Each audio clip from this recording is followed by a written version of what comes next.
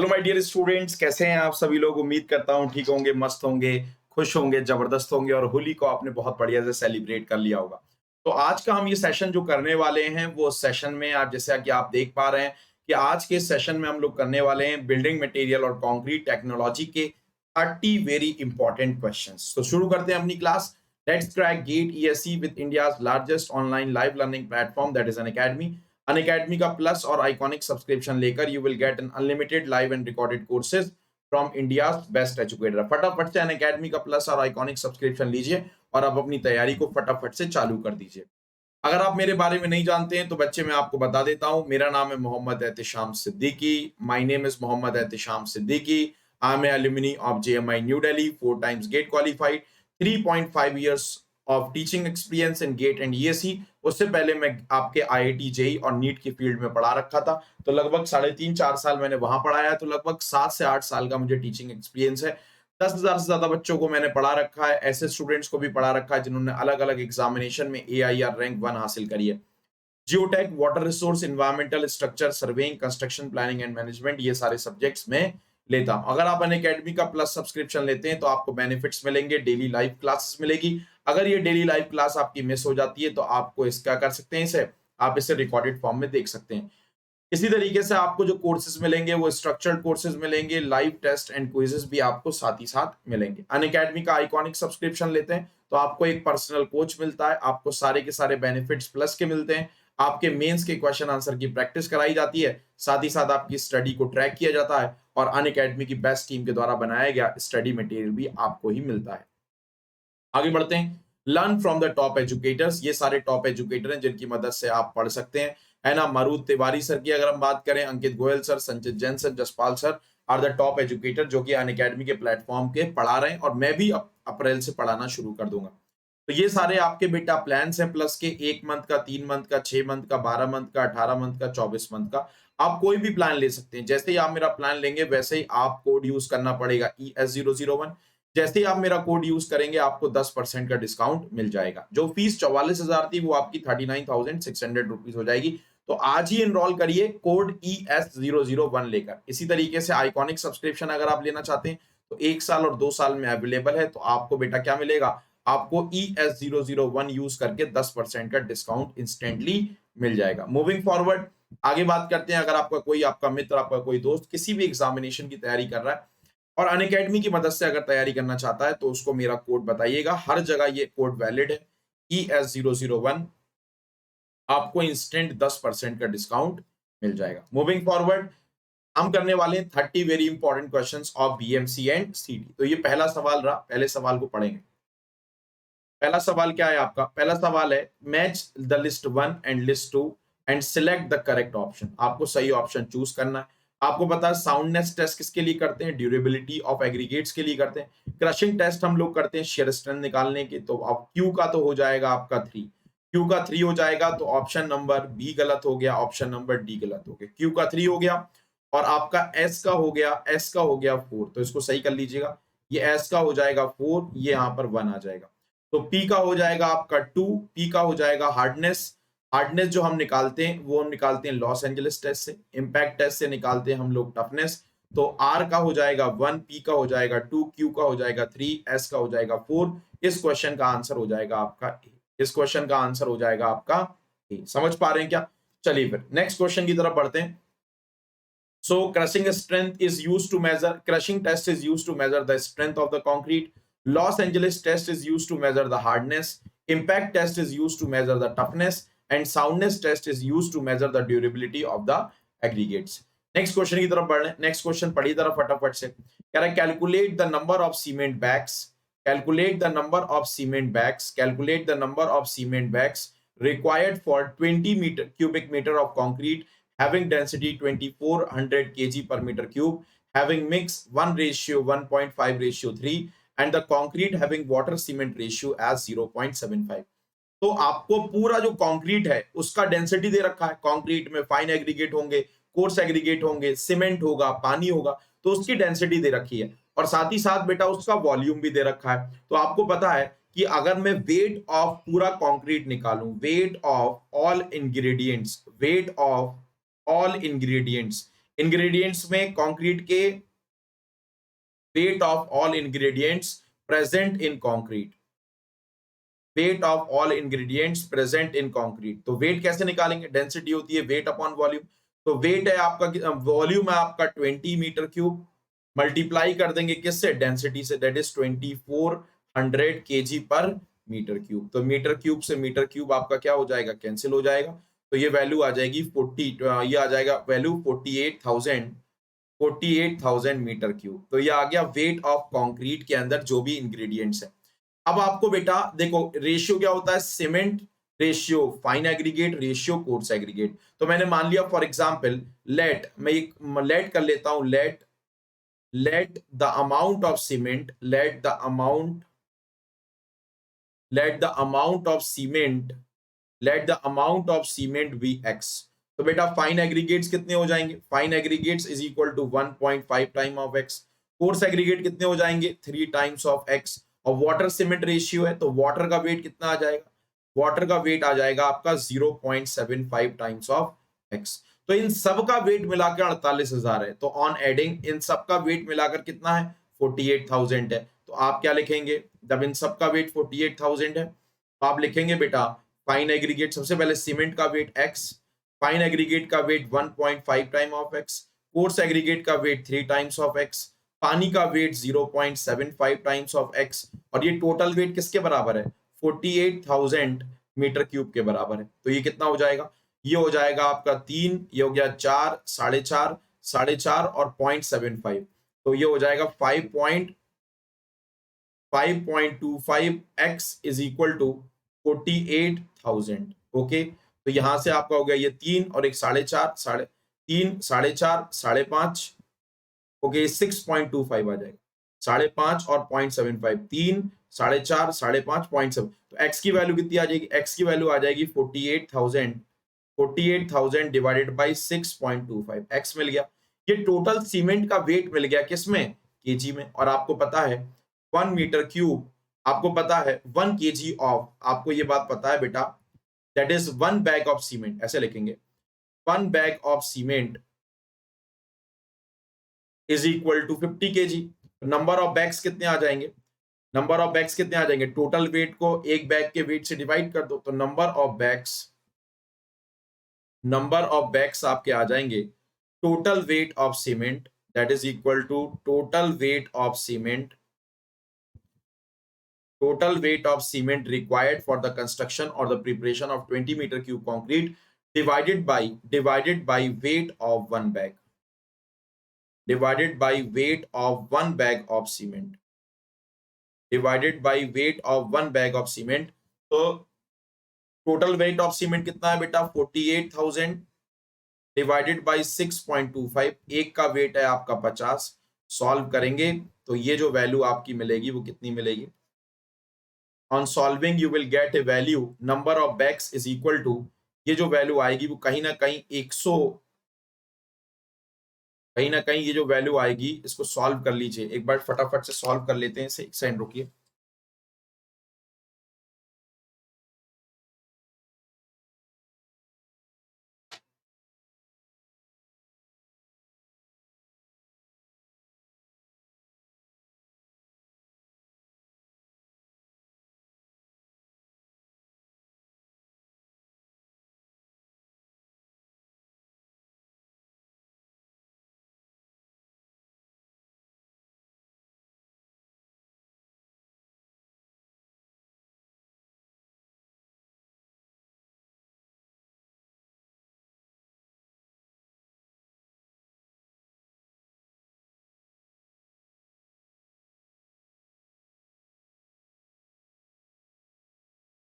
जी, तो इस क्वेश्चन का सॉल्यूशन करते हैं। ये हो गया आपका 48,000 divided by 6.25 and divided by 50।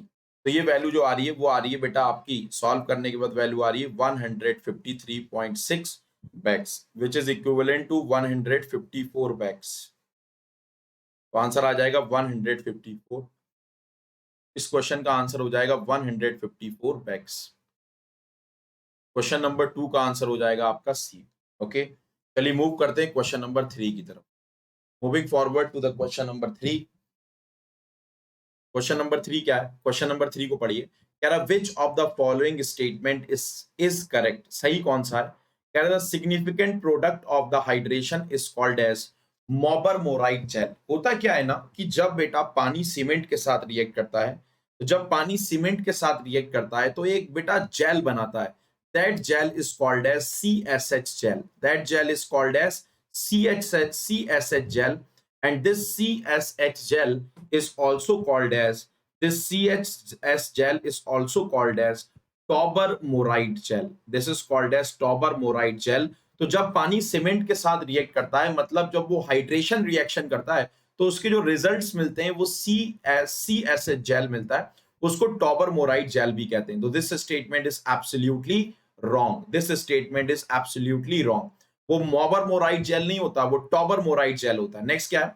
The wet process of manufacturing of cement is more economical than the dry process because of the less consumption of fuel. ये बात गलत है बेटा। फ्यूल का कंजम्पशन, कोल का कंजम्पशन आपकी ड्राई प्रोसेस में weight process की तुलना में बेटा कम होता है। तो वेट प्रोसेस की तुलना में ज्यादा इकोनॉमिकल होती है। याद रखना कि जो आपकी ड्राई प्रोसेस के द्वारा जब आप सीमेंट को मैन्युफैक्चर करते हैं, तो ड्राई मेथड के द्वारा जो कॉस्ट लगती है वो कहीं ना कहीं आपकी वेट मेथड में जितनी कॉस्ट लगी है उसकी आपकी बेटा उसकी 1/4 लगती है। तो ड्राई प्रोसेस और the dry method of manufacturing of cement is more economical as compare to wet method. तो यानी ऑब्वियसली बात है, दूसरा स्टेटमेंट गलत हो जाएगा। फिर कह रहा था ordinary portland cement is classified as grade 43, grade 53, grade 63। नहीं, ऑर्डिनरी पोर्टलैंड सीमेंट को हमने क्लासिफाई करा 33, 43, 53। 3 ग्रेड्स में ओपीसी मिलता है, 33 में, 43 में, 53 में। तो ये ऑप्शन भी क्या हो जाएगा आपका? गलत। कह रहा इनमें से कौन सा स्टेटमेंट सही है? इनमें से कोई भी स्टेटमेंट सही नहीं है, तो तीसरे का आंसर हो जाएगा आपका D. The correct answer of question number 3 would be. I hope आपको ये बात समझ में आ गई होगी। इस क्वेश्चन का आंसर हो जाएगा आपका थर्ड का डी। मूव करते हैं क्वेश्चन नंबर 4। पढ़ भी लीजिए, इससे सॉल्यूशन देख लीजिए। The product of hydration is called as CSH gel which is also known as tobermorite gel. Dry process of manufacturing of cement is more economical than wet process because of less consumption of fuel in the kiln. The grade of ordinary Portland cement are 33, 43 और 53। Move करते हैं next question की तरफ। Which of the following statement is correct? इनमें से कौन सा statement आपका सही है? Which of the following statement is correct? पहला स्टेटमेंट है the crushing strength of a good stone used for the construction of building material must be lesser than 100 megapascal। नहीं बेटा, जो आप कंस्ट्रक्शन में स्टोन यूज करते हैं ना, उसकी जो स्ट्रेंथ होनी चाहिए, उसकी जो कंप्रेसिव स्ट्रेंथ होनी चाहिए, वो 100 मेगापास्कल से कम ज्यादा होनी चाहिए। तो पहला स्टेटमेंट तो गलत हो जाएगा। फिर बोला shale is a metamorphic rock. Shale एक मेटामॉर्फिक रॉक नहीं है, शेल एक सेडिमेंट्री रॉक है। तो ये स्टेटमेंट भी आपका क्या हो जाएगा? गलत। शेल एक सेडिमेंट्री रॉक है जिसके अंदर क्ले मिनरल्स जनरली पाए जाते हैं। मेन कंपोजिशन अगर ग्रेनाइट की बात करें तो क्वार्ट्स होता है, फेल्डस्पार होता है, माइका होता है। ये बात आपकी क्या है? सही है। ग्रेनाइट जो रॉक होता है उसके अंदर मेनली जो सबसे ज्यादा पाया जाता है वो पाया जाता है फेल्डस्पार, माइका और क्वार्ट्ज। तो यानी पूछा था कौन सा स्टेटमेंट सही है, तो क्वेश्चन नंबर 4 का जो सही स्टेटमेंट हो जाएगा वो हो जाएगा आपका C. The correct statement of question number 4 would be C. Move करते हैं नेक्स्ट क्वेश्चन की तरफ, क्वेश्चन नंबर 5 की तरफ। देखिए एक्सप्लेनेशन लिखा हुआ है, shale is basically a sedimentary rock. Shale एक सेडिमेंट्री रॉक है। क्वेश्चन नंबर 5 की तरफ बढ़ रहे हैं। Consider the following statement, these are the certain statements, you need to answer this. That consider the following statements, consider the following statements. पहला statement क्या है? by keeping the water content, by keeping the water cement ratio as constant, the workability can be increased by adding plasticizers into the concrete mix। देखो क्या होता है ना, जैसे जैसे आप क्या करते जाएंगे, जैसे जैसे आप वाटर सीमेंट रेशियो को बढ़ाते जाएंगे कंक्रीट में, तो कंक्रीट की जो वर्केबिलिटी है वो इंक्रीज होती रहती है।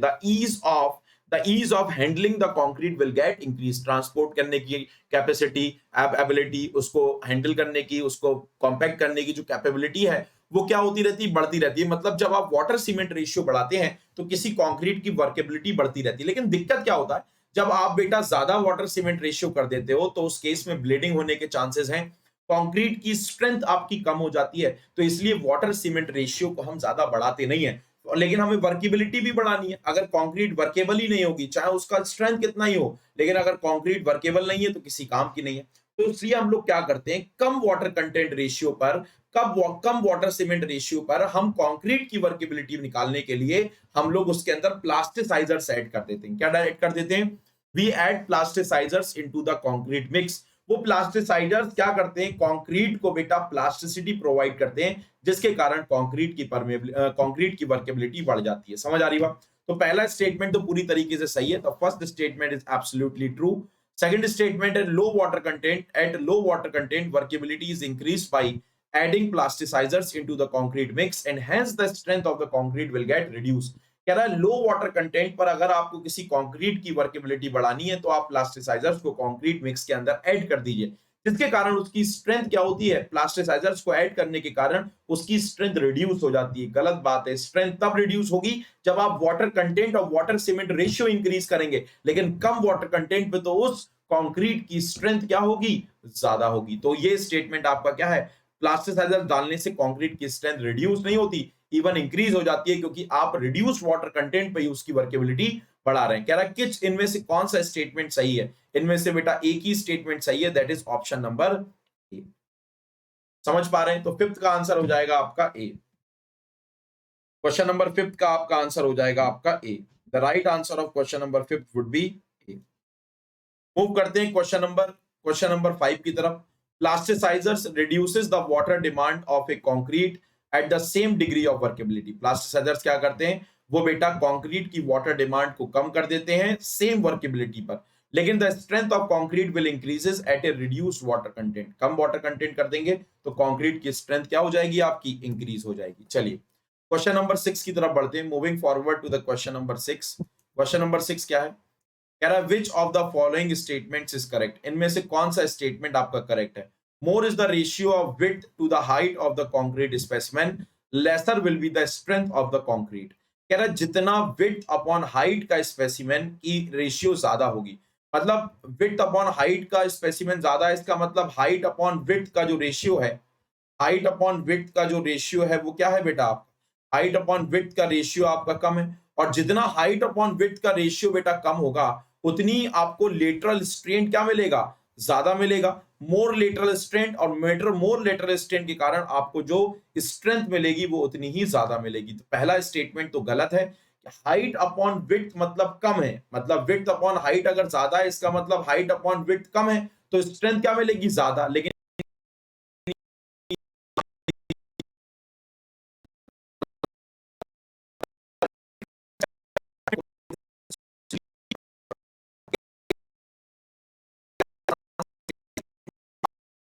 दूसरा स्टेटमेंट पढ़िए, मोर द लेटरल स्ट्रेन, जितना ज्यादा बेटा लेटरल स्ट्रेन होगा दो एंड्स के बीच, उतना ही ज्यादा आपको कंक्रीट के स्पेसिमेन की स्ट्रेंथ मिलेगी। तो पहला तो गलत है, दूसरा आपका सही है, तो इसका आंसर हो जाएगा आपका ओनली सेकंड। तो सिक्स का आंसर हो जाएगा आपका B.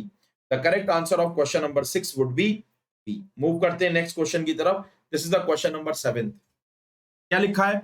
With increase in the height upon width ratio the effect of lateral restraint decreases and hence the concrete and hence the strength of the concrete specimen decreases।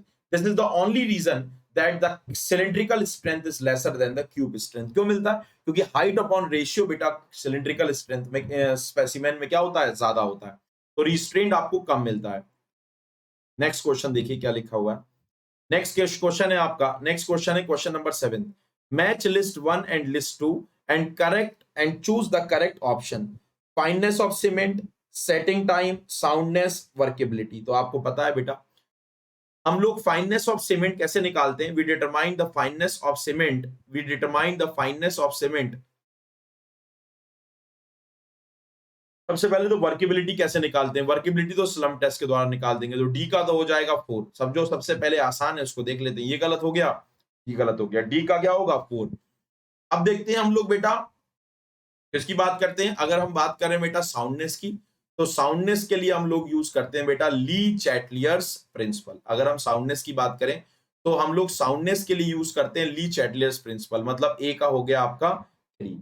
Be setting time कैसे निकालते हैं, वाइकेट apparatus के द्वारा निकालते हैं। उसके बाद सी का हो गया आपका 1, ली चैटलियर से निकालते हैं। तो ए का हो गया आपका 3 साउंडनेस निकालने के लिए, बी का हो गया आपका वाइकेट अपरेटस, सी एयर परमेबिलिटी के लिए फाइननेस हो जाएगा। तो इसका ऑप्शन हो जाएगा आपका सी। क्वेश्चन नंबर 7 का आंसर हो जाएगा आपका सी।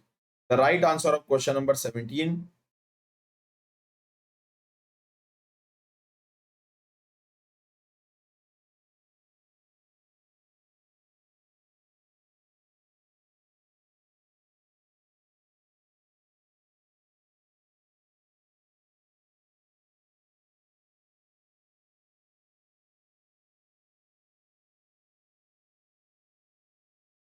ओके, तो क्वेश्चन नंबर 7 का आंसर हो जाएगा सी। क्वेश्चन नंबर 8 की तरफ बढ़ रहे, moving forward to the question number 8 कह रहा which of the following statements is incorrect, इनमें से कौन सा स्टेटमेंट आपका सही नहीं है। Flash setting is the stiffness of cement paste with a few minutes after mixing. सही बात है, फ्लैश मिक्सिंग का मतलब फटाफट से सेटिंग हो जाना। तो जब भी हम पानी डालते हैं सीमेंट के अंदर, सीमेंट एकदम पानी के साथ रिएक्ट करके एकदम स्टिफ हो जाता है, इसको हम लोग बेटा फ्लैश सेट कहते हैं। बिल्कुल बात सही है ना। इनकरेक्ट पूछ रहा है कौन सा गलत है। फिर बोल रहा है कि flash set is due to the higher amount of gypsum which accelerate the reaction between the C3A and with C3A with water. होता क्या, ये फ्लैश सेटिंग होती इसलिए है कि जो बेटा ट्राई कैल्शियम एल्यूमिनेट है वो बेटा पानी के साथ फटाफट से रिएक्ट कर लेता है और सीमेंट को बिल्कुल सेट कर देता है। लेकिन अगर बेटा फॉर एग्जांपल सीमेंट के अंदर अगर आपने जिप्सम डाल दिया है, तो वो जिप्सम क्या करता है, जिप्सम C3A और वाटर के बीच की इस रिएक्शन को रिटार्ड करने की कोशिश करता है, एक्सेलरेट करने की कोशिश नहीं करता है, जिसके कारण फ्लैश सेटिंग जो है आपकी डिक्रीज हो जाती है। फ्लैश सेटिंग जिप्सम को डालने पर डिक्रीज हो जाती है। तो flash set is due to the higher amount of gypsum, नहीं बेटा, फ्लैश जिप्सम तो फ्लैश सेट को कम कर रहा है, फ्लैश सेट को बढ़ा नहीं रहा है। तो ये स्टेटमेंट क्या हो जाएगा आपका गलत। पूछा है कौन सा स्टेटमेंट गलत है, तो यही स्टेटमेंट आपका गलत है। तो इसका आंसर हो जाएगा 8 का B. The correct answer of question number 8 would be. चलिए क्वेश्चन नंबर 9 की तरफ बढ़ रहे हैं। Which of the following statements about the aberration test is correct? इनमें से कौन सा स्टेटमेंट आपका एब्रेशन टेस्ट के रिगार्डिंग सही है। पहला statement, it is used to measure the hardness of coarse aggregate. सही बात है, इससे हम बेटा कोर्स एग्रीगेट की हार्डनेस पता करते हैं।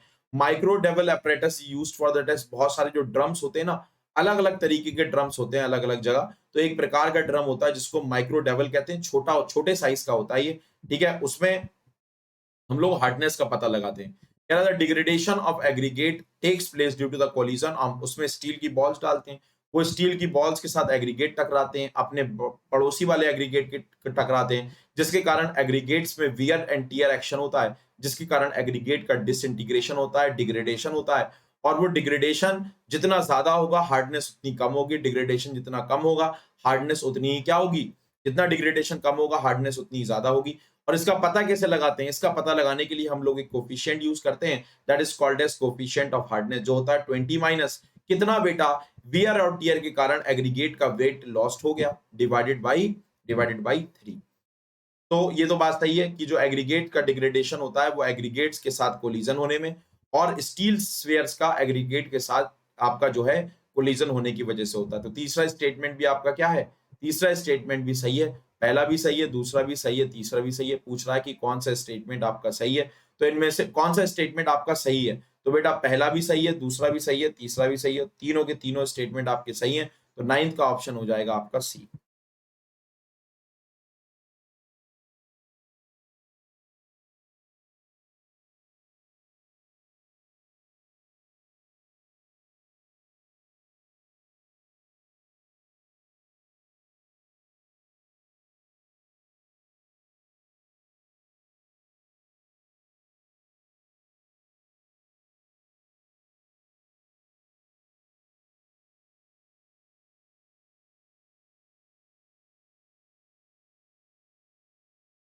Move forward to the question number 10th।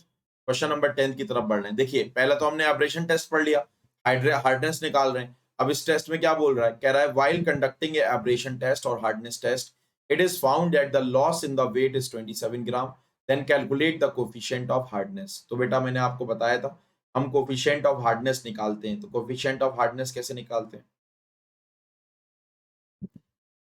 जितना ज्यादा कोफिशिएंट ऑफ हार्डनेस होगा एग्रीगेट्स उतने ही ज्यादा हार्ड होंगे। Coefficient of hardness is equal to 20 minus 20 minus weight of aggregate lost, weight of aggregate lost, aggregate के वेट में कितना लॉस आया, weight of aggregate loss in gram divided by 3।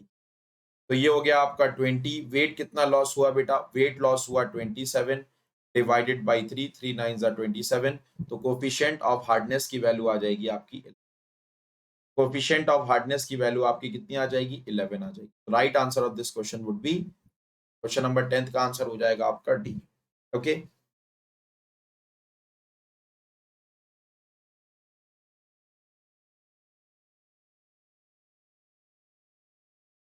चलिए मूव करते हैं क्वेश्चन नंबर 11 की तरफ। Moving forward to the question number 11, कह रहा है सिलेक्ट द करेक्ट स्टेटमेंट। आपको जो है करेक्ट स्टेटमेंट आपको सिलेक्ट करना है। पहला statement, concrete has relatively high strength per unit volume as compare to the steel. कह रहा है कंक्रीट की जो स्ट्रेंथ होती है वो बेटा स्टील की तुलना में बहुत ज्यादा होती है। गलत बात है, स्टील की जो स्ट्रेंथ होती है वो कंक्रीट की तुलना में बहुत ज्यादा होती है। कह रहा है कंक्रीट के पास जो टेंसाइल स्ट्रेंथ होती है वो बहुत ज्यादा होती है। गलत बात है, कंक्रीट के पास तो बहुत नेग्लिजिबल टेंसाइल स्ट्रेंथ होती है। इसके बाद केवल कॉम्प्रेसिव स्ट्रेंथ ज्यादा होती है, तभी तो हम रीइंफोर्स सीमेंट कंक्रीट बनाते हैं। कह रहा है concrete members have a problem of vibration due to their rigidity, due to the stiffness of the concrete members. जब इनको हम कास्ट करके कहीं पर सेटअप करते हैं तो इनमें वाइब्रेशंस होने के चांसेस बहुत ज्यादा होते हैं। पूछा गया कि कौन सा स्टेटमेंट सही है, तो 11th का जो सही स्टेटमेंट आ जाएगा वो 11th का सही स्टेटमेंट आ जाएगा C. The correct answer of question number 11th would be सी।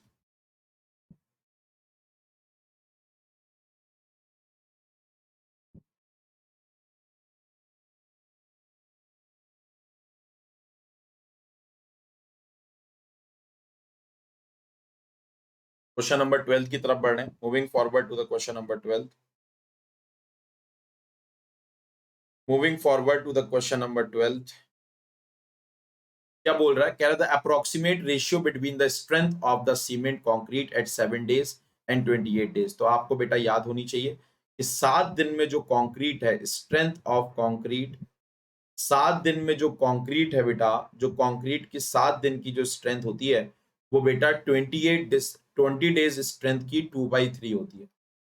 मतलब आपका जो कंक्रीट है वो अपनी जो है सारी की सारी जो स्ट्रेंथ है उसका लगभग 66% जो है शुरू के 7 दिन में ही गेन कर लेता। तो इसका ऑप्शन हो जाएगा आपका B. The right answer of question number 12 would be B. Question number 12 का जो सही ऑप्शन हो जाएगा वो हो जाएगा आपका B. Moving forward to the question number 13, question number 13 की तरफ बढ़ रहे हैं। कह रहा वेट बैचिंग प्रोसीड्स ऑन, जो वेट बैचिंग है वो किसके ऊपर डिपेंड करती है, on the basis of the assumption of the declared weight on each of the bag, weighing the contents of the each bag, accurately estimating the weight of each material to be used in each batch। Wet mixing, देखो batching भी कई तरीके की होती है, लेकिन wait batching में हम लोग क्या किस किस assumption पर काम करते हैं, we work on the assumption of, we assume that the correct dry unit weight of each of the range of material and the weight of the water। हम हर एक मटेरियल का correct weight, dry weight note करते हैं और पानी का भी wait note करते हैं वेट बैचिंग में। तो इसका ऑप्शन हो जाएगा आपका D. So this proceeds, weigh batching proceeds with the correct dry unit weight of every material and also the weight of the water. Question number 14 की तरफ बढ़ रहे हैं। क्वेश्चन नंबर 14 क्या है, क्वेश्चन नंबर 14 देखिए।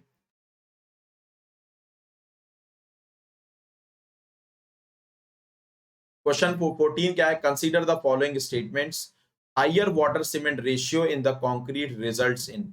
अगर आप वाटर सीमेंट रेशियो ज्यादा कर देंगे तो स्ट्रॉन्गर मिक्स बनेगा, नहीं बेटा वीकर मिक्स बनेगा। Better workable mix, yes workability तो बढ़ जाएगी, जब वाटर सीमेंट रेशियो बढ़ाओगे तो वर्केबिलिटी तो बढ़ जाएगी, लेकिन एक वीक मिक्स बनेगा, स्ट्रेंथ कम हो जाएगी, ब्लीडिंग कम होगी।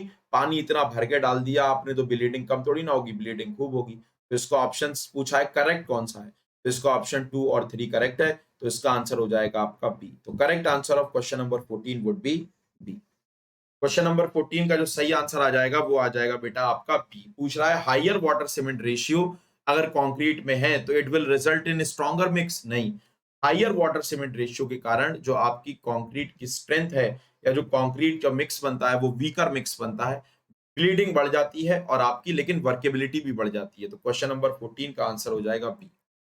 क्वेश्चन नंबर 15 की तरफ बढ़ रहे हैं, moving forward to the question number 15। Question number 15 क्या, फटाफट से पढ़ेंगे। क्वेश्चन 15 है, consider the following statements, the effect of air entrainment in the concrete is to. हम कंक्रीट के अंदर जो एयर इंट्रेन करते हैं,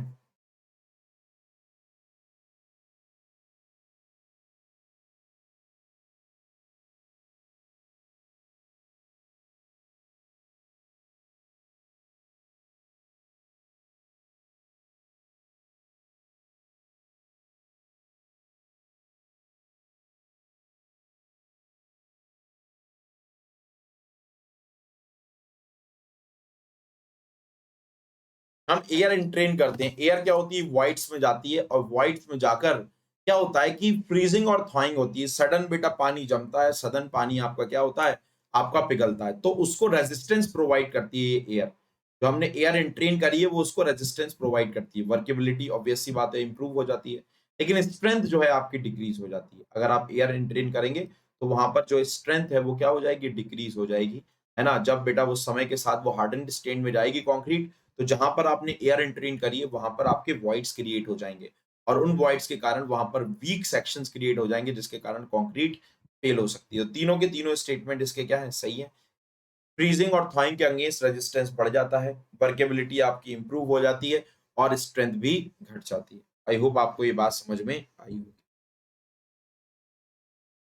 मूव करते हैं क्वेश्चन नंबर 16 की तरफ। कह रहा है, as per the Indian standard code practice, As per the Indian Standard Code of Practice, the concrete should be cured as। concrete को किस टेम्परेचर पे क्योरिंग की जाता है, concrete को क्योर किया जाता है 27 degree Celsius. Okay, moving forward to the question number 17। Question number 17 की तरफ बढ़ रहे हैं। Moving forward to the question number 17। Question number 17 क्या है, क्वेश्चन नंबर 17 है, consider the following statements regarding the woods. Woods के रिगार्डिंग आपको स्टेटमेंट्स के बारे में लिखा हुआ है। कह रहा है density of hardwoods are much higher then softwood. सही बात है, हार्डवुड की डेंसिटी जो है सॉफ्टवुड से ज्यादा होती है, क्योंकि हार्डवुड की जो सेल वॉल होती है वो सॉफ्टवुड की तुलना में आपकी बेटा थिकर होती है। दूसरा स्टेटमेंट बोल रहा है हार्डवुड की जो सेल वॉल है वो सॉफ्टवुड की तुलना में थिनर होती है। थिनर नहीं होती है बेटा, थिकर होती है ना, ज्यादा थिक होती है, जिसके कारण आपको डेंसिटी हार्डवुड की क्या मिलती है, ज्यादा मिलती है। फिर क्या बोल रहा है, फिर बोल रहा है the thermal conductivity of the hardwood is higher for the higher then softwood. तो बेटा जो थर्मल कंडक्टिविटी है, जो आपकी थर्मल कंडक्टिविटी है, द थर्मल कंडक्टिविटी, जो आपकी थर्मल कंडक्टिविटी है, it is directly proportional to the density. और हार्डवुड की डेंसिटी क्या होती है, ज्यादा, because of thicker cell wall. तो ऑब्वियस सी बात है, इसका आंसर क्या हो जाएगा, इसका आंसर ये स्टेटमेंट भी सही, पहला स्टेटमेंट भी सही, तो पहला और तीसरा सही है। लेकिन पूछा गया इनकरेक्ट कौन सा है, तो इनकरेक्ट ध्यान से पढ़ना जरूर बेटा। यहां पर बेटा पूछा गया है कौन सा स्टेटमेंट इनकरेक्ट है, तो इसमें से केवल और केवल सेकंड स्टेटमेंट इनकरेक्ट है। तो 17 का आंसर हो जाएगा आपका बी।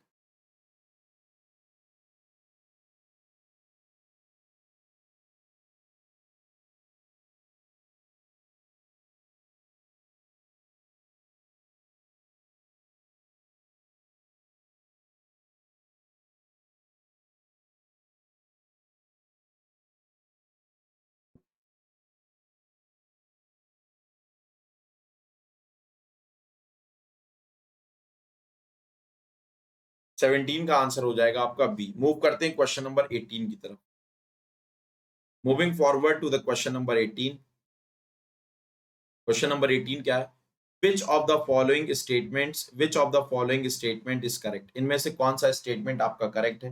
पहला स्टेटमेंट क्या, as per the Indian standard code the amount of deleterious material like salt should not be more than 5%। यहां पर छूट गया है the amount of deleterious materials in sands. Sands की बात कर रहे हैं, ये लिख लेना, the amount of deleterious material in sands like salt should not be more than 5%, है ना। हमारे जो है हमारा जो हमारी सैंड होनी चाहिए, उस सैंड के अंदर डेलिटेरियस मटेरियल जो है वो आपके 5% से ज्यादा नहीं होना चाहिए। ये स्टेटमेंट आपका क्या है, सही है। फिर क्या बोल रहा है, क्यों, क्योंकि सॉल्ट्स क्या करते हैं, वो एयर से मॉइस्चर को एब्सॉर्ब करते हैं, हाइग्रोस्कोपिक मॉइस्चर को एब्सॉर्ब करते हैं, जिसके कारण बेटा due to this efflorescence and corrosion of the reinforcement take place. ये बात भी आपकी सही है। The sand obtained from the sea shore, समुद्र किनारे से जो आप सैंड लेकर आते हैं,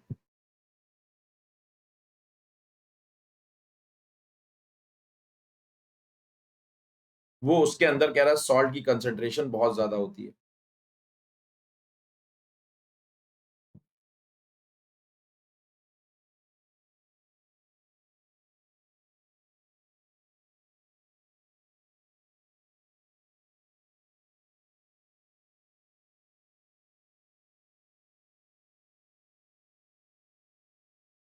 तो इसके सारे ऑप्शन सही हो जाएंगे। क्वेश्चन नंबर 18 के, जो हम सी शोर से सैंड लेकर आते हैं उसके अंदर सॉल्ट ज्यादा पाए जाते हैं, डेफिनेटली पाए जाएंगे सॉल्ट ज्यादा। तो 18 का बेटा ये भी सही हो गया, तो सारे के सारे स्टेटमेंट सही हो गए। तो 18 का आंसर हो जाएगा आपका डी। क्वेश्चन नंबर 19 की तरफ पढ़ते हैं।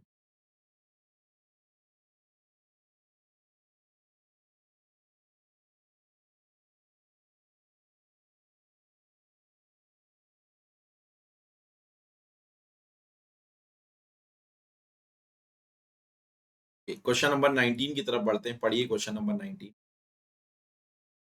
कह रहा which of the following is the rapid method of seasoning, इनमें से कौन सा मेथड जो है वो सीजनिंग करने का सबसे फटाफट तेज तरीका है ना। रैपिड सीजनिंग का कौन सा मेथड है? तो बहुत सारे मेथड होते हैं बेटा सीजनिंग करने के, टिम्बर की सीजनिंग करने के बहुत सारे मेथड्स होते हैं, लेकिन सबसे जल्दी जो मेथड होता है, जो रैपिड मेथड है सीजनिंग करने का, वो है आपका इलेक्ट्रिकल सीजनिंग मेथड। इसमें हम लोग क्या करते हैं, इलेक्ट्रिकल सीजनिंग मेथड में हम लोग अल्टरनेटिंग करंट बेटा टिम्बर के थ्रू प्रोड्यूस कराते हैं, जिसके कारण क्या होता है, हीट जनरेट होती है, जिसके कारण क्या होता है, हीट एनर्जी जनरेट होती है, और हीट से उस टिम्बर की सीजनिंग हो जाती है। तो इस क्वेश्चन का ऑप्शन हो जाएगा 19 का सी। तो क्वेश्चन नंबर 19 का आंसर हो जाएगा आपका सी। मूव करते हैं क्वेश्चन नंबर 20 की तरफ। बताइए क्वेश्चन नंबर 20 का answer.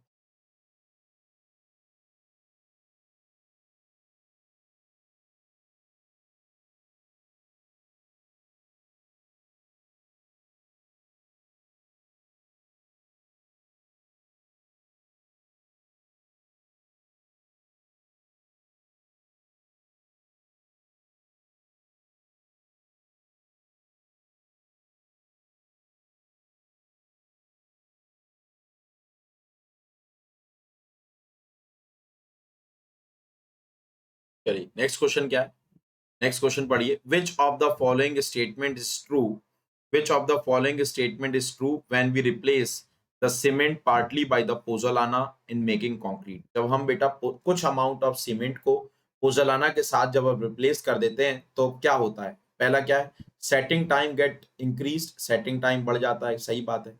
Permeability of the concrete increase at later state, permeability आपकी इंक्रीज नहीं होती है, परमेबिलिटी डिक्रीज हो जाती है। सल्फेट के अगेंस्ट जो रेजिस्टेंस है वो डिक्रीज हो जाता है, डिक्रीज नहीं होता है बेटा, इंक्रीज हो जाता है। Reduction in the bleeding and segregation, yes bleeding और सेग्रीगेशन आपका क्या हो जाता है, घट जाता है। कह रहा है इनमें से कौन सा स्टेटमेंट सही है, पहला सही है, चौथा सही है, तो ऑप्शन हो जाएगा आपका सी। तो इस क्वेश्चन का जो सही आंसर हो जाएगा 20 का, वो हो जाएगा आपका C. The correct answer of this question would be. Move करते हैं क्वेश्चन नंबर 21 की तरफ। Moving forward to the question number 21, कह रहा which of the following statements are incorrect, इनमें से कौन सा स्टेटमेंट आपका सही नहीं है। पहला statement, hydraulic cement results in a water resistant product which are stable. Hydraulic cements, आपको पता है हाइड्रोलिक सीमेंट्स ऐसे सीमेंट्स होते हैं जैसे ऑर्डिनरी पोर्टलैंड सीमेंट है, तो कह रहा है हाइड्रोलिक सीमेंट का अगर आप यूज करेंगे तो आपको जो प्रोडक्ट्स मिलेंगे वो वाटर रेसिस्टेंट मिलेंगे, स्टेबल होंगे, सही बात है। नॉन हाइड्रोलिक सीमेंट जैसे आपने पढ़ा होगा, that is called as lime, gypsum, ये सारी चीजें, ठीक है। तो non hydraulic cement products are not water resistant, ये वाली बात भी क्या है, सही है। The reaction between the water and cement is called as hydration, ये बात भी सही है। इनमें से कौन सा स्टेटमेंट गलत है, इनमें से कोई भी स्टेटमेंट गलत नहीं है, तो 21 का आंसर हो जाएगा D. There is there is no option which is wrong in this question, तो 21 का ऑप्शन हो जाएगा आपका डी। चलिए क्वेश्चन नंबर 22 की तरफ पढ़ लीजिए। Explanation, cement in the construction industry is classified as hydraulic cement and non-hydraulic cement. Hydraulic cement sets and hardens in the presence of water due to the chemical reaction between the water and cement called as hydration, and results in the formation of water resistant products which are stable. Example, Portland cement. Non-hydraulic cement are derived from the calcination of the gypsum or limestone, and their product of hydration are not water resistant, but the addition of pozzolanic material helps gypsum and lime to behave like a hydraulic cement. Okay, तो example क्या, plaster of Paris. तो आई hope आपको explanation से चीजें क्या आई होंगी, समझ में आई होंगी। ओके, चलिए फिर नेक्स्ट क्वेश्चन की तरफ बढ़ते हैं। Moving forward to the next question, moving forward to the next question. Next question क्या है, कह रहा है when the fine aggregate of fineness modulus 3 is combined with a coarse aggregate of fineness modulus 7 leads to the formation of a combined aggregate of fineness modulus 6, then the percentage of fine aggregate present in the coarse aggregate, percentage of fine aggregate present in the combined aggregate। तो बेटा आपने क्या किया, ध्यान से देखिएगा। कह रहा है आपने बेटा इधर इधर से एक फाइन एग्रीगेट लिया, और फाइन एग्रीगेट की जो फाइननेस मॉडुलस थी वो आपको दे रखी थी 3। इसको आपने मिलाया एक और बेटा सॉइल के साथ जो कि आपका कोर्स एग्रीगेट था, जिसकी फाइननेस मॉडुलस थी आपकी 7। ठीक है, जब इन दोनों को कंबाइन किया तो आपका बना एक कंबाइंड एग्रीगेट्स। एक क्या बना, कंबाइंड एग्रीगेट बना, और उस कंबाइंड एग्रीगेट, ये आपका कंबाइंड एग्रीगेट है, कंबाइंड एग्रीगेट, और उसकी फाइननेस मॉडुलस है आपकी 6। तो आपसे ये बोल रहा है what is the percentage of aggregate present, fine aggregate present. तो मैंने मान लिया इसके अंदर जो फाइन एग्रीगेट है वो x% है, तो कोर्स एग्रीगेट कितना होगा, 100 माइनस x% होगा, और टोटल मिला के क्या बनाएंगे, टोटल मिला के 100%। तो आपने पढ़ा होगा कि अगर एक V1 वॉल्यूम का पानी है और उसका टेम्परेचर T1 है, और एक V2 वॉल्यूम का पानी है और उसका टेम्परेचर T2 है, जब आप इसको मिक्स करेंगे तो मिक्स का टेम्परेचर क्या आता है, मिक्स का टेम्परेचर आता है T1 V1 plus T2 V2 divided by V1 plus ये मिक्स का टेम्परेचर। तो यहाँ पर हमने क्या किया, हम लोगों ने वेटेड एवरेज निकाला, लगाया जब हमने इन दोनों चीजों की मिक्स करी। तो जब आप इसको बेटा आपस में क्या करेंगे, मिक्स करेंगे, तो आपका जो मिक्स का बेटा जो फाइननेस मॉडुलस होगा, जो बेटा कंबाइंड एग्रीगेट का जो फाइननेस मॉडुलस होगा, fineness modulus of combined aggregate is equal to fineness modulus of पहला वाला फाइन एग्रीगेट, उसकी क्वांटिटी x है, प्लस दूसरे वाले aggregate that is coarse aggregate का फाइननेस मॉडुलस मल्टीप्लाइड बाय उसका अमाउंट 100 माइनस x, और डिवाइडेड बाय 100। तो फाइननेस मॉडुलस आपको बेटा कंबाइंड एग्रीगेट का कितना दे रखा है, 6 दे रखा है।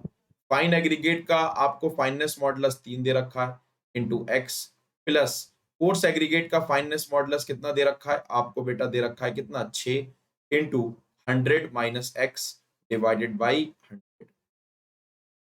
ठीक है, इसको नीचे सॉल्व करेंगे, इसको इधर ले जाइए, तो ये हो जाएगा आपका 600। एक सेकेंड रुकिए, मिक्स का इतना, इसकी वैल्यू 7 दे रखी है, ये जो कोर्स एग्रीगेट की वैल्यू दे रखी है वो आपको 7 दे रखी है, 7 इंटू 100। तो ये हो गया, इधर लेके आएंगे 600 is equal to 3x plus 700 minus 7x। ठीक है, तो इसको इधर ले आइए, 7x minus 3x is equal to 100। तो ये हो गया 4x इज इक्वल टू 100। तो बेटा फाइन एग्रीगेट की जो परसेंटेज आ जाएगी वो आ जाएगी 25%। The percentage of fine aggregates comes out to be 25%। तो फाइन एग्रीगेट की जो परसेंटेज आ जाएगी वो आ जाएगी 25%। क्वेश्चन नंबर 22 का आंसर हो जाएगा आपका C, the right answer of question number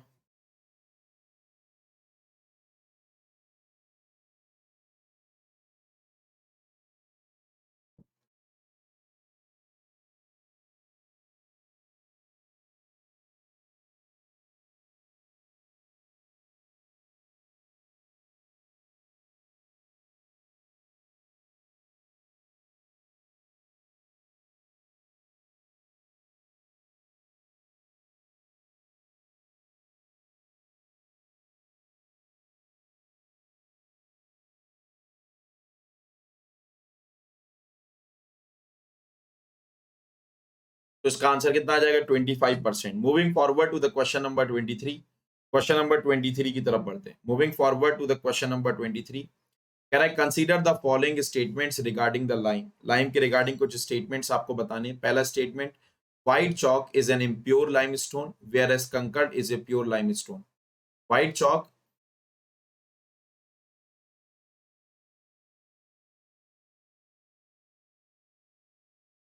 consider the following statements regarding lime. White chalk is a impure limestone whereas कंकर is a pure limestone। गलत बात है। व्हाइट चॉक जो हम यूज करते हैं बेटा क्लासेस में, वो प्योर लाइमस्टोन होती है, और जो कंकड़ वगैरह होता है वो आपका इम्प्योर लाइमस्टोन होता है। तो कह रहा है कौन सा स्टेटमेंट इनकरेक्ट है? पहला तो इनकरेक्ट हो गया। ठीक है, फिर कह रहा है quick lime is which quick lime is obtained by the, consider the following statements. White chalk is a impure limestone whereas कंकड़ is a pure limestone। कंकड़ गलत, पहली बात तो गलत है। ठीक है, पहली बात तो गलत है। Quick lime is obtained from the calcination of limestone. Limestone होता है CaCO3, जब इसका कैल्सिनेशन करते हैं मतलब इसको गरम करते हैं तो क्विक लाइम बनता है। ये बात तो आपकी क्या है? ये बात आपकी सही है। This statement is true. अब क्या है, ये जो क्विक लाइम होता है बहुत अनस्टेबल होता है, इसमें हम फौरन डाल देते हैं पानी, और पानी को क्विक लाइम में डालना ही कहलाता है स्लेकिंग कराना, क्योंकि बहुत अनस्टेबल होता है। तो बनता है COH का whole twice which is called as slaked lime, which is called as slaked lime. तो पानी डालते ही बन जाता है स्लेक्ड लाइम। करा slaked lime is obtained by the slaking of quick lime. तो ये स्टेटमेंट भी आपका क्या हो जाएगा? सही हो जाएगा। पूछा है कौन सा स्टेटमेंट आपका गलत है, तो पहला ही स्टेटमेंट आपका गलत है, तो यानी ऑप्शन हो जाएगा इस क्वेश्चन का बी। इस क्वेश्चन का सही आंसर आ जाएगा आपका B. The right answer of this question would be. I hope आपको ये बात समझ में आई होगी। मूव करते हैं क्वेश्चन नंबर 24 की तरफ। क्वेश्चन नंबर 24 की तरफ बढ़ते हैं। Moving forward to the question number 24, क्या the moisture content of the structural timber should be. Moisture content generally 15% होता है बेटा स्ट्रक्चरल टिम्बर में, लेकिन यहाँ पर एग्जैक्ट 15 नहीं दे रखा, तो कौन सा ऑप्शन टिक करके आओगे? You will tick the option number 24 का सी, दैट इज 10% टू 20%। 24 का आंसर हो जाएगा सी। क्वेश्चन नंबर 25 की तरफ बढ़ने, कह रहे consider the following statement. Dry rot, brown rot, ऐसे बहुत सारे रॉट होते हैं। कह रहा है ड्राई रॉट जो है सैपवुड में होता है, फंगल अटैक के कारण होता है। ब्राउन रॉट जो है कॉनिफेरस वुड्स में ही होता है, और वो किसके कारण होता है? फंगल अटैक के कारण होता है। अल्टरनेट वेटिंग और ड्राइंग, अगर आप अनसीजन टिम्बर की अल्टरनेट वेटिंग और ड्राइंग करेंगे तो एक और फॉर्म का डिके होता है जिसको हम पाउडर बनना शुरू हो जाता है, उसको पाउडरी फॉर्म ऑफ डिके कहते हैं वुड का।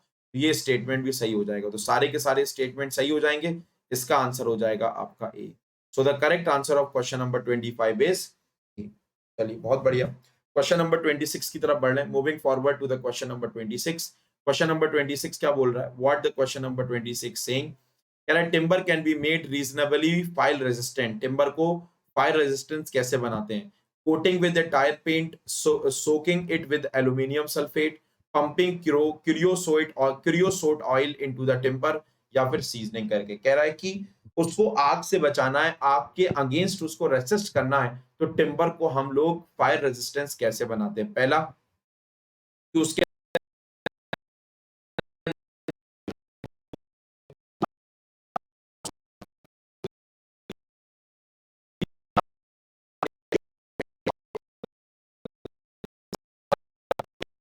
एल्यूमिनियम सल्फेट की सोकिंग करने के कारण एक टिम्बर जो है फायर रेजिस्टेंस हो जाता है। तो इसका ऑप्शन हो जाएगा 26 का ए।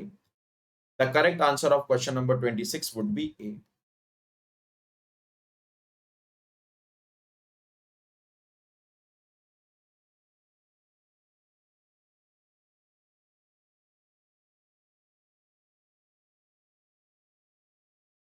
क्वेश्चन नंबर 26 का आंसर हो जाएगा आपका ए। चलिए मूव करते हैं क्वेश्चन नंबर 27 की तरफ। We are moving forward to the question number 27। कह रहा है एक good brick should not absorb water by the weight more than. कोई भी एक ब्रेक है, it should not absorb water more than 10, 20, 25, 30। देखो मैंने बताया था कि लगभग 15% होता है, लेकिन यहाँ पर 15% दे नहीं रखा, तो क्या टिक मार के आएंगे? That is 20%। समझ आ रही है? तो क्वेश्चन नंबर 27 का मार्क आएंगे 20%। Moving forward question number 28, the most important purpose of frog in the brick. जो ब्रिक के अंदर बेटा इस तरीके से अगर आपकी ब्रिक है, बना देता हूं मैं।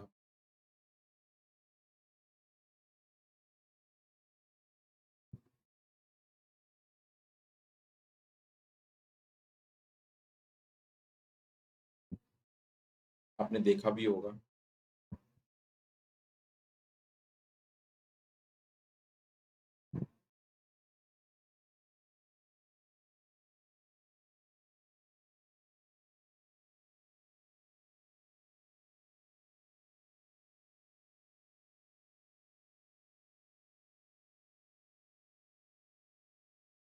तो ये आप देखते होंगे ब्रेक के ऊपर इस तरीके से बना होता है, एक गड्ढा गड्ढा होता है ब्रेक के इस वाले पॉइंट पर। तो पूछा जा रहा है कि ये जो फ्रॉग है वो हम क्यों देते हैं ब्रेक में, ये जो छोटा सा बेटा ये जो आपने गड्ढा कर दिया ये क्यों देते हैं। पहला है टू इनबोर्ड्स मैन्युफैक्चर नेम, इस पर 1995 मैन्युफैक्चरर का नेम लिखा होता है। क्या कहता है, क्या मैन्युफैक्चरर के नेम इनबोर्ड करने के लिए, गलत बात है। दूसरा स्टेटमेंट है कि ब्रेक के वेट को कम करने के लिए, गलत बात है। तीसरा है improve insulation from by providing hollows, hollow provide करने से आपको जो है इंसुलेशन मिलेगा, इस वजह से नहीं बेटा। क्यों प्रोवाइड करते हैं, ताकि जब हम इसके ऊपर एक और ब्रिक रखेंगे ना और बीच में जब हम मोर्टार लगाएंगे तो उन दोनों ब्रिक्स के बीच क्या हो, उन दोनों ब्रिक्स के बीच जो बॉन्ड हो वो अच्छा हो। इसीलिए मतलब एक की जॉइंट्स जो है फॉर्म करने के लिए हम लोग क्या करते हैं, ब्रिक और मोर्टार के बीच एक बढ़िया सा जॉइंट प्रोड्यूस करने के लिए हम लोग ये जो छोटा सा गड्ढा है वो प्रोवाइड करते हैं, और इस गड्ढे को बोलते हैं फ्रॉग। इस गड्ढे को क्या बोलते हैं, द नेम ऑफ दिस गड्ढा इज कॉल्ड एज फ्रॉग। तो क्वेश्चन नंबर 28 का आंसर हो जाएगा आपका सी। मूव करते हैं क्वेश्चन नंबर 29 की तरफ। क्वेश्चन नंबर 29 की तरफ बढ़ेंगे। कह रहा है when the first class brick immerse in the cold water for 24 hours it should not absorb water more then 15%।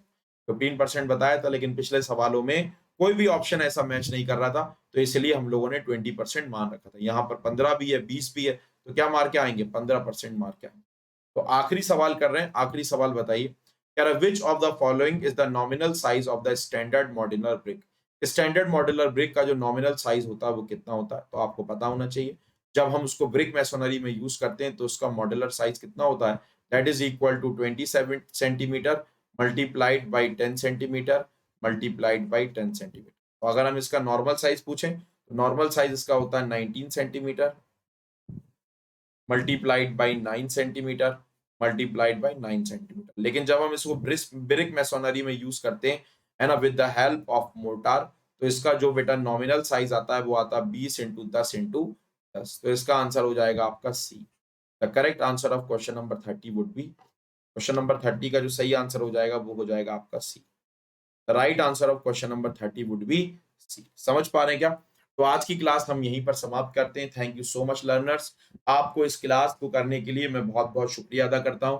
अगर आपको अनअकैडमी का प्लस या आइकॉनिक सब्सक्रिप्शन चाहिए तो आप मेरा कोड जरूर यूज करेंगे ES001, और यूज करने से पहले आप मुझे टेलीग्राम पर मैसेज जरूर कर देंगे civil by Siddiqui, so that मैं आपको अपनी टेलीग्राम ग्रुप पे भी, अपने जो मेरा पर्सनल प्लस वाला ग्रुप है उसमें ऐड कर दूंगा, तो जिसमें मैं पर्सनली बच्चों को गाइड करता हूं। इसीलिए चैनल को जरूर ज्वाइन करिएगा, that is civil by Siddiqui. अगर आप सिविल बाई सिद्दीकी सर के चैनल को ज्वाइन कर देंगे, कहीं कहीं ना कहीं आपको सारी क्लासेस मिलेंगे, सारे नोट्स मिलेंगे, प्रैक्टिस क्वेश्चंस मिलेंगे, सब कुछ आपको इसी ग्रुप में मिलेगा। और साथ ही साथ मोस्ट इंपॉर्टेंट थिंग ये है कि आप अपने डाउट्स भी इसी ग्रुप में पूछ सकते हैं। तो आज ही सिविल बाई सिद्दीकी सर का टेलीग्राम चैनल आप क्या करिए, ज्वाइन कर लीजिए। समझ पा रहे हैं। और जब भी सब्सक्रिप्शन लें, कोई डाउट हो, कोई प्रॉब्लम हो, तो मेरे से एक बार इसी टेलीग्राम चैनल पर कांटेक्ट भी कर सकते हैं। ठीक हो गई बात। चलिए अपनी क्लास को यहीं समाप्त करते हैं। Keep rising, keep revising. जल्दी मिलते हैं एक नई क्लास के साथ। जय हिंद।